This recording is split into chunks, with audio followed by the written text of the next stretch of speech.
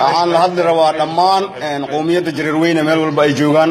noocyo walba ay ku ay maartay ay ku kooban yihiin insha Allah waayahan aad iyo aad loo buuqay Facebook social media meel walbo runtii aniga meeshaan buuq iyo uma soo gelin oohin waxaan u soo galay inaan balanqaad sameeyo balanqaadkiina waxa weeye maartay dhammaan waxaan ugu baaqayaa qowmiyadda Jareerweyne ay ku nool yihiin maartay qaar ahaan jubbada dhexe jubbada hoose meel walba aad joogtiin waxa idin ka rabaa hal nin uu ka soo baxo qowmiyadda oo geesi ah waxaan ku hadlayna Facebook live way wax la qarqariyaayo iyo wax oo maartay anaga oo cabsi noogu jirto malaha waxaan ka soo hadlayaa America United States gobolka New York waxaan balan qaadi rabaa maanta anoo Colonel Geedow ah $5,000 nin ogaadeen madaxiisa ninkii tuso saas asa u hayo $5,000 way $5,000 waa igu balan waa igu wallahi waa igu tallaahi waa igu billaah ismaayayna taala $5,000 maanta hadaan maqlo wiil Jareer oo geesi ah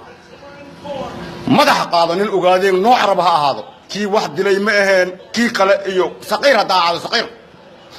maanta hadii madax lagu dhufto $5,000 ayaa iga dhimataa maanta ayla soo xariiro numberkaygu waa 315 520 $5,000 way $5,000 madax ogaadeen $5,000 share gareya video one yeah I start playing the for the head $5,000 yep I want to see that today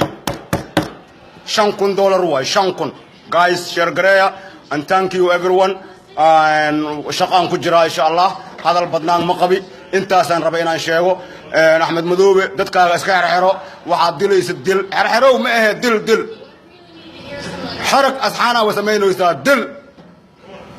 مركز دشت مارت فلسطين ماركنا لحظة سنوات ولا دلويا ولا حرحرويا ولا أرورنويا ما والبالا لقلويا دل مدح كتوه مدح أنت جرير كاقبة مارت أنت كتوه وأنا قبلن تاس قول أدقو تعالى باي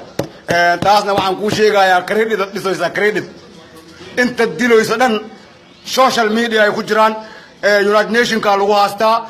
waata daysarta dheer oo maartay oo dhaqaalaha lagu siiyo America aan xilligan ay shaqeeyaa dhaqaalihiga ku joogtaa meesha Axmed Madoobe al-shabaab ka kala jirin terrorist al-qaa'ida dhammaan adi iyo waxa kula shaqeeyaba Axmed Maxamed Islaam ninka la leeyahay al-qaa'ida baa tahay shabaab baa tahay saana kugu bilaawna way xabada wayna kugu soconaysaa